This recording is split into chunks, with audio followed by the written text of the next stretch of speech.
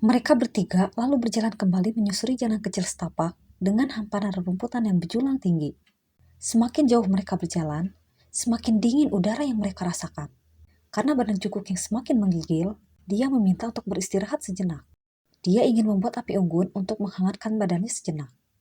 Namun, mengingat angin yang berhembus sangat kencang, mustahil bagi mereka untuk membuat api unggun pada suhu udara yang seperti itu. Lalu, Jungkook bilang, "Tapi Kuki kedinginan, Hyung. Badan Kuki udah menggigil. Tahan sebentar, Kuk. Kita udah mau sampai nih. Jika kamu kedinginan, biar dipeluk ya. Kita jalan berbarengan." Lalu, Jimin pun menoleh ke belakang dan mengatakan, "Ya, kau pikir aku saja yang kedinginan? Cu juga kedinginan tahu. Ayo kita berdekatan, biar gak terlalu dingin." saat mereka sampai pada jalan yang menanjak dan harus menaiki anak tangga yang terbuat dari bebatuan, mereka saling berpegangan tangan agar tidak ada yang terpisah. Jimin yang paling depan, Jungkook dan Tae menyusul di belakangnya. Hingga saat sampai di atas bukit, Jimin terperangah melihat ada sebuah gubuk tua yang berdiri kokoh dengan lampu penerangan yang agak redup.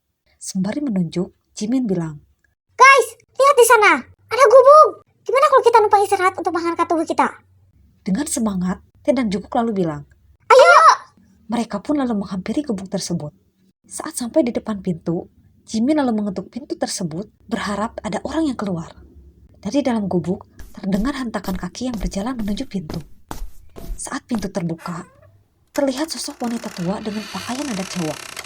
Saat melihat mereka bertiga, wanita tua tersebut nampak senang dengan kedatangan mereka. Ia lalu menanyakan maksud kedatangan mereka bertiga ke rumahnya. Lalu Jimin bilang, "Maaf nih, apa kami boleh izin ikut beristirahat di sini sebentar? Cuaca dingin di luar sini membuat kami kedinginan. Itu pun jika Nenek mengizinkan." Lalu wanita tua itu dengan senang hati mempersilahkan mereka untuk ikut beristirahat di gubuknya. Pada saat masuk, wanita tua itu nampak sibuk kembali ke dapur membawa jamuan berupa minuman hangat serta makanan tradisional.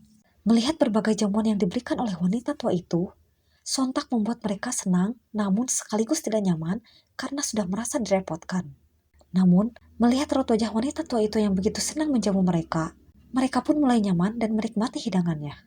Wanita tua itu lalu kembali ke dapur dan terlihat dia sedang sibuk memasak sesuatu. Ia nampak sedang mengaduk air dari dalam panci yang sudah diberi bumbu dan mencoba mencicipi rasanya. Saat dirasa bumbunya sudah pas, wanita tua itu lalu menutup kembali pancinya dengan rapat. Sontak membuat bertiga merasa lapar. Teh yang merasa perutnya sudah keroncongan lalu bergegas ke dapur menghampiri wanita tua itu dengan maksud membantunya memasak. Namun, dilihatnya, rupanya wanita tua itu tidak ada di sana. Merasa penasaran dengan apa yang dimasak oleh wanita tua itu, Teh pun dengan perlahan membuka tutup pancinya. Pada saat tutup panci akan dibuka, tiba-tiba terdengar suara wanita tua dari balik dari kamar mandi dengan lantang mengatakan, "Jangan dibuka, Nak! Tutup kembali!" Sontak, Teh pun terkaget dengan ucapan wanita tua itu dan dia pun lalu menutup rapat kembali pancinya. Dengan merasa bersalah, Teh lalu bilang, "Maaf nih." Teh lalu kembali ke ruang depan dan duduk bersama Jimin dan Jungkook. Mereka bertiga duduk di lantai beralaskan tikar. Jimin lalu bertanya pada Teh, "Habis ngapain kau, Pi?" "Pi tadinya mau bantu si Nenek masak. Tapi pada saat ke dapur, si Neneknya gak ada. Dan pas Pi mau buka tutup panci yang isinya sup, si Nenek tiba-tiba nongol dari beli kamar mandi sambil nyuruh Pi buat tutupi kembali tutup pancinya.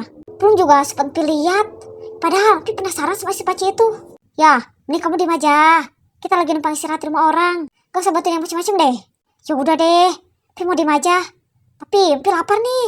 "Iya, Kuki juga lapar." Nyium aroma masuk dari dapur si Nenek, perut Kuki malah jadi makin lapar.